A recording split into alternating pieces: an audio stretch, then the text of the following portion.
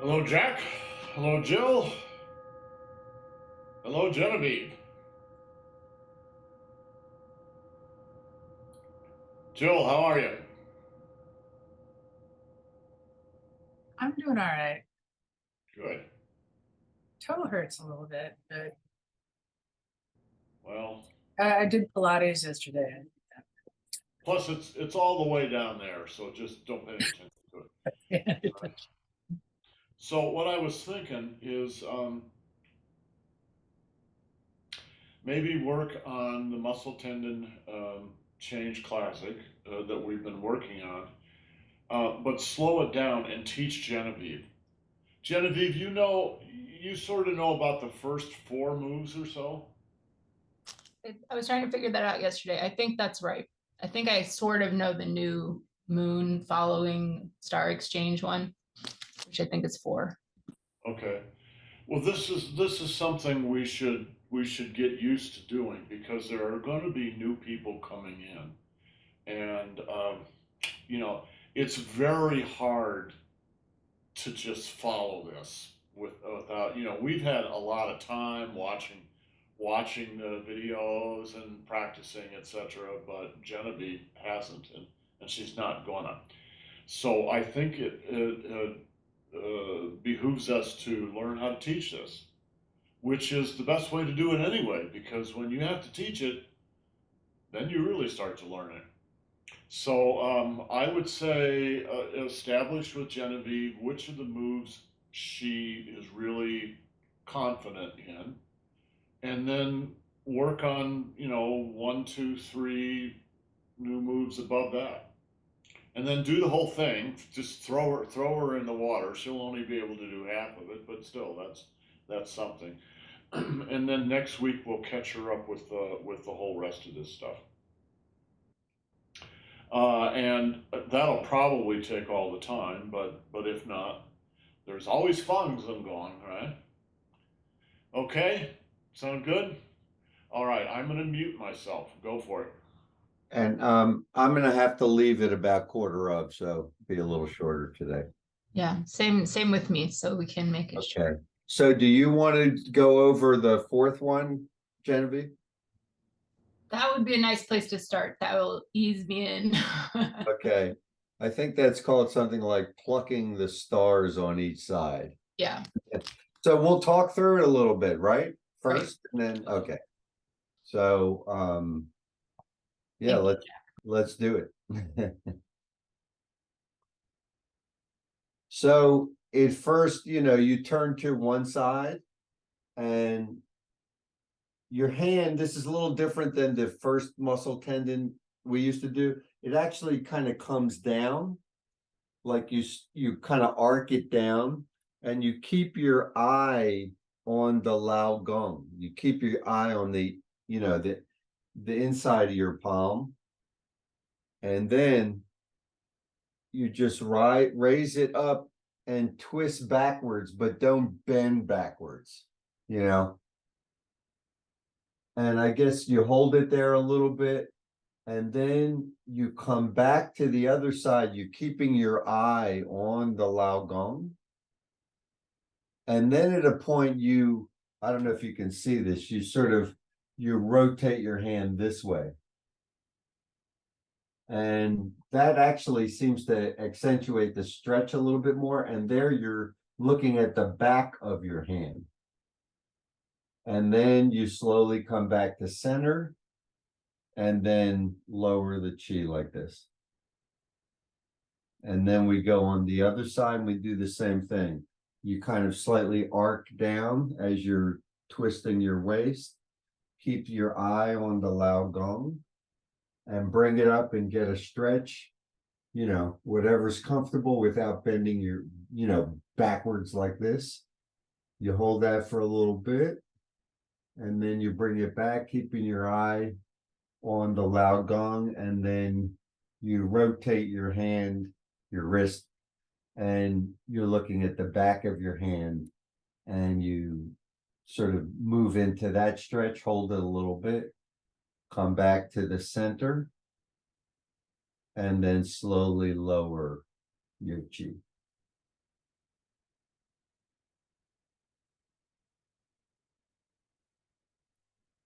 Is that what you remember? Yeah, I think actually that was super helpful, Jack, because I think I wasn't really arcing down. I think I was just going sideways at the beginning. Yeah, And I was flipping my hand too soon, too soon, yeah. like up here and then flipping it. But I understand from what you said, you keep it facing you and then you don't flip it till you're stretched. Yeah, that's what I do. I mean, I seem to remember in the video that his hand is cut off.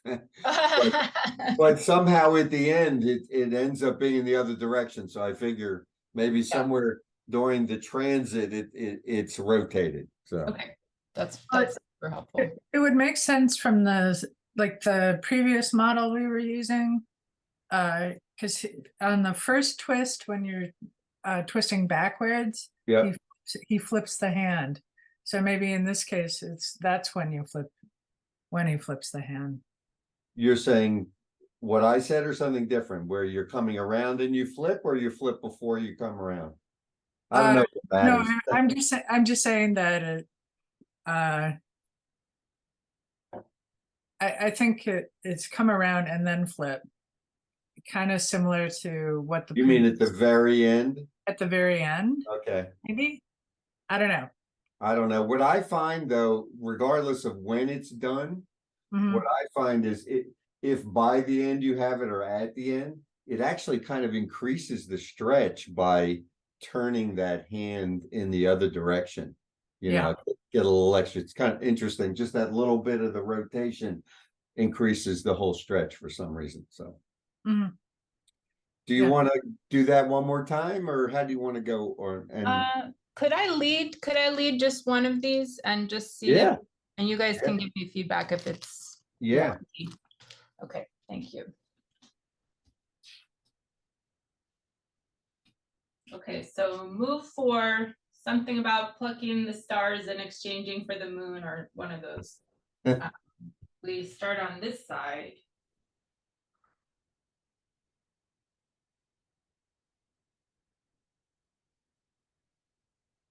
You know what? I want to go a lot slower.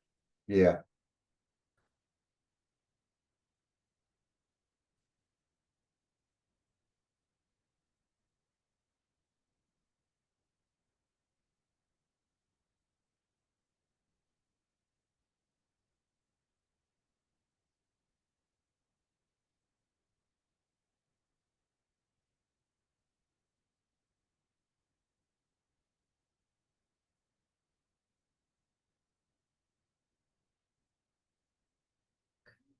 Other side.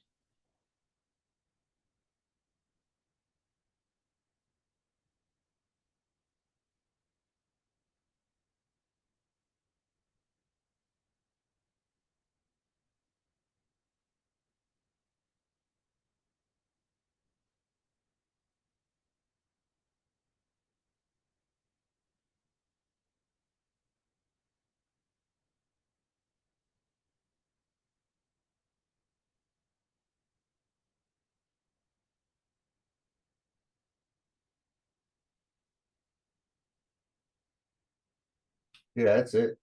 Okay, I do have a question. It's about weight distribution. Are Yeah. you shifting your weight? And if so, when? I always am. Yeah. Yeah, okay.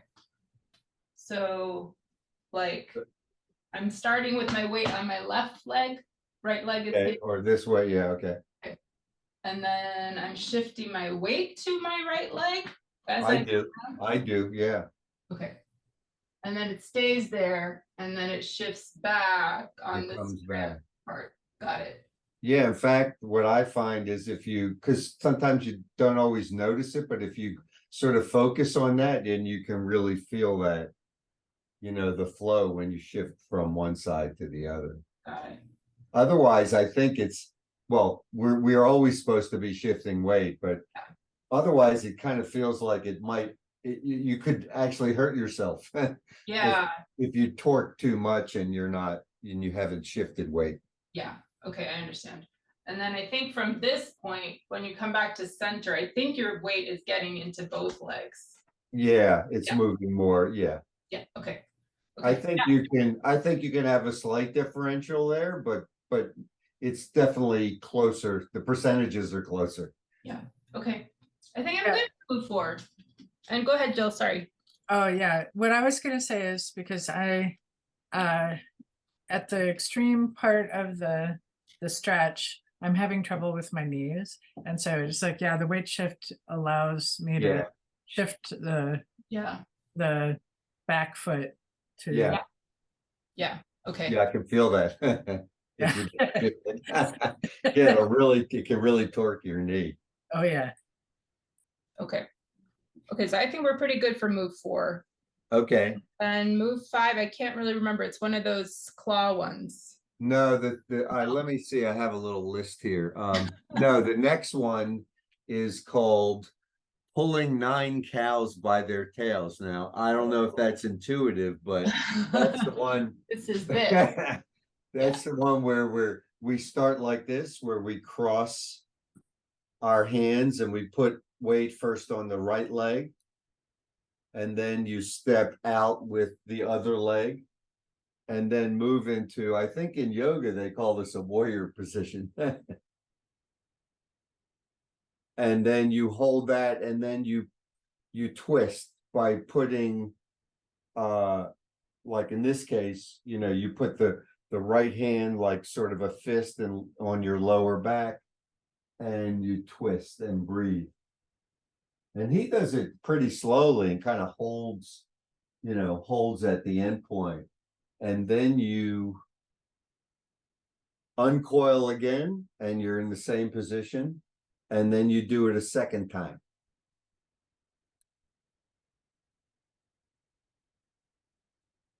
And what I recall from the video, if I recall correctly, when you sort of come back to that position after the second twist, you don't hold it there. I think he goes like more or less like this. And you come back on the other leg, raise the foot, and then step out and do the same thing again on each side. And I think I remember he stresses like kind of look into the distance along your arm and, get a really nice stretch.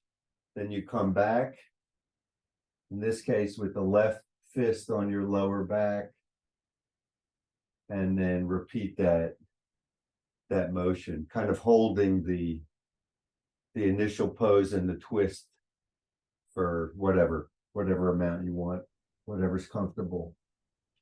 Jack, what's my forward arm doing when I'm in the twist part? So my fist is behind my back, but what is this? Oh, well, okay, so there's two things. The first one, your palms are basically, I guess they're facing the same direction. Yeah. Your palms are out like this. Then when you're doing the twist, you're closing your fists when you're coming back like this.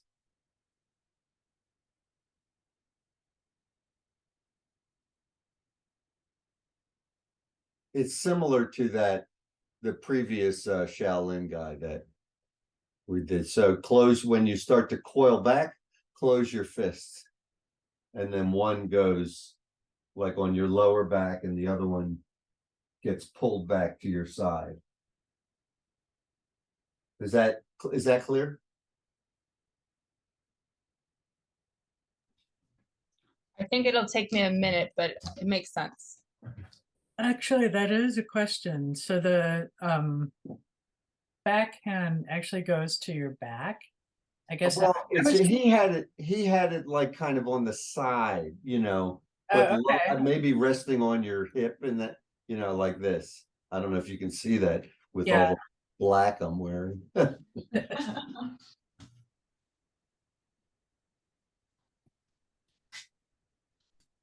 I find it easier just to kind of rest it on my back for getting like sort of the opposing motion. Because if it's hanging out like here, it feels weird. I don't know. Yeah, I guess I was letting mine hang out and it wasn't comfortable. So thank Yeah, you. I find this comfortable as opposed to this. Yeah.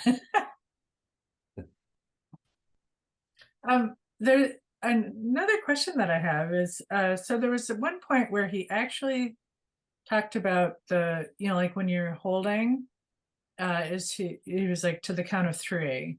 Do you think he's using that counting throughout, or? I don't, we talked about this a while back, a number of months ago. I follow my breath more rather than kind of superimpose a count on it.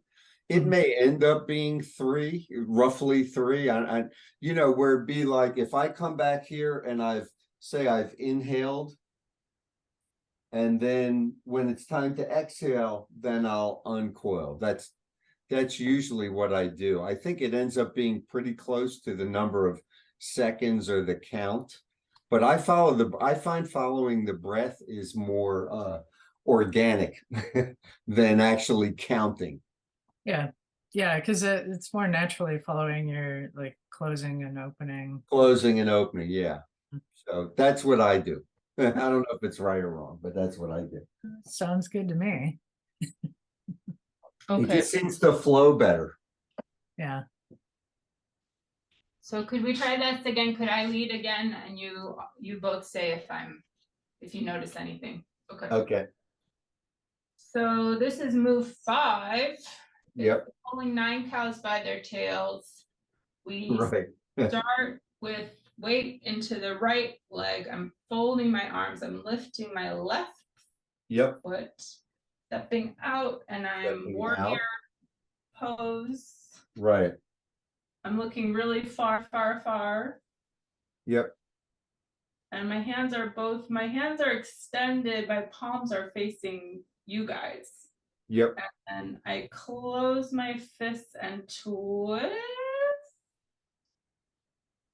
Yeah, I think your arms are, yeah, so put your right arm down here.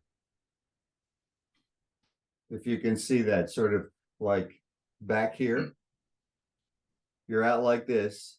So yeah, go start like this, and then start twisting, and yep.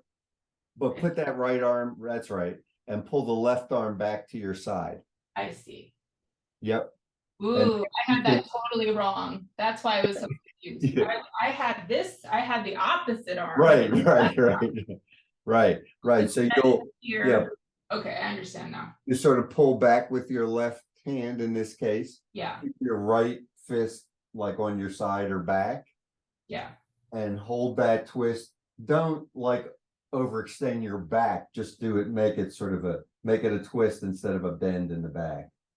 You know what else I'm remembering now from the Shaolin guy? He really bent his knee when you're folded up. Yeah. This guy doesn't at all. He keeps that back leg totally like this. Yeah. Okay, that's helpful too. That's part of why I'm doing this wrong, because I'm thinking of like kneeling down. Yeah, I would also say another thing, when you're in this position, like don't put your knee past your ankle, right? So keep it like a 90-degree angle to the ground. Yeah. Right. And then, but your torso is going forward. So you're bending at the hip. That's right. Yeah. It's more like you're opening up the quad, like rather than, bending your knees. Yeah. Yeah. You're going forward and kind of down. Yeah. That's a really good point. That's also different from what I was doing. So that's super helpful. So then. And that's going to be a function of how far your feet are apart, right? Because if they're real close, you can't do that. No. Yeah. Okay. There was another point though, is that when you spiral back in, if you see the model, he's actually kind of leaning kind of far back. He does a little bit. Yeah. Yeah, we talked about that it's more like he's doing a slight bend from the middle of his back up rather than from his lower back. Yeah. So, I think that's just a matter of like what you feel comfortable with. You don't want to do this, but he somehow articulates enough where he can sort of do it from his middle back. And that's when he's twisted up? He's leaning somewhere? Slightly. It's slightly. I would say the takeaway from that is just don't be leaning forward. Forward the way my face is facing? Right. Right, okay, Yeah, okay. and I think if you're relatively upright, then that's a good start. If you want to try and bend from your thoracic, you At can, your own risk. but don't hurt yourself. Okay, Yeah, so. And then, so we do that, Genevieve, so we do once. Hold that, well, I'm just speeding this up a little bit. Yeah. And then we do it a second time. And then on the third time that your arms are extended, then you just bring them like this. You're changing the weight. You're moving over to your left foot okay. like this, and then you step out and do the same thing on the right side. So then coil back in, coil back out. This is a faster speed. Coil back in, back out, and then we go to the next move. Okay. Okay. So you want to keep going, or do you want to like review all the moves up till that? Jack, would you be comfortable leading all the moves up to that? I think we just Yeah. have time if we do that. Yeah, We've got 10 minutes before we have to run. yeah, let's Okay. start from the number one. Yeah, Okay. Thank you so much. I really appreciate this, you guys. Thank you. that's what we're here for.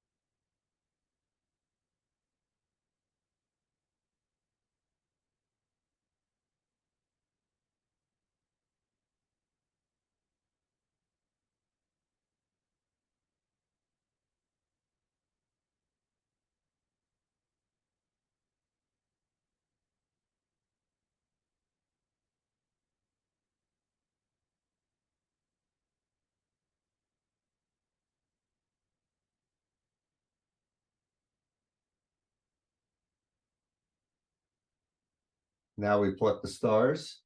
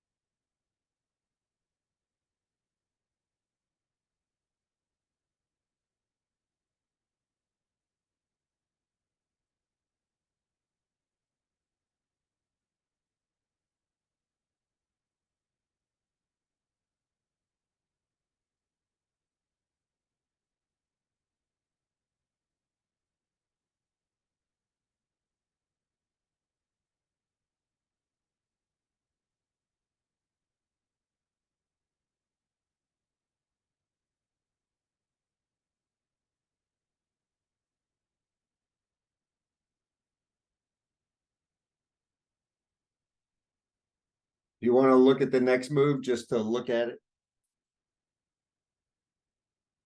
I don't know. We have 3 minutes. We could look at it. Somebody wants to do a demo. Yeah, I'll do a demo. Jill, Okay. you can demo with me. So that's after we do that, that's when we do the displaying claws. Oh yeah. Okay. So they come up to your side and you have them, you know, your fingers pointing out like claws, and you extend them and you bend, but you're keeping your knees straight. And you hold that for whatever amount of time you want. And then you bring your palms together and then raise up.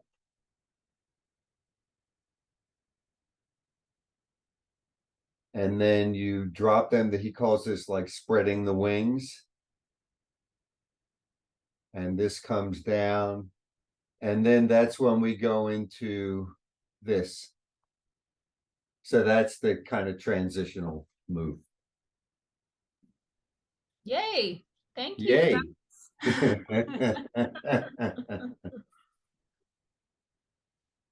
See, it's not so hard. I really appreciate it. I really do. It's that tiger jumping on the prey one that's really difficult. Where Yeah. you know, Yeah. that'll take a while. Yeah, that's a hard one. Guys, I was listening in on you. That was a great session. It was really good to hear.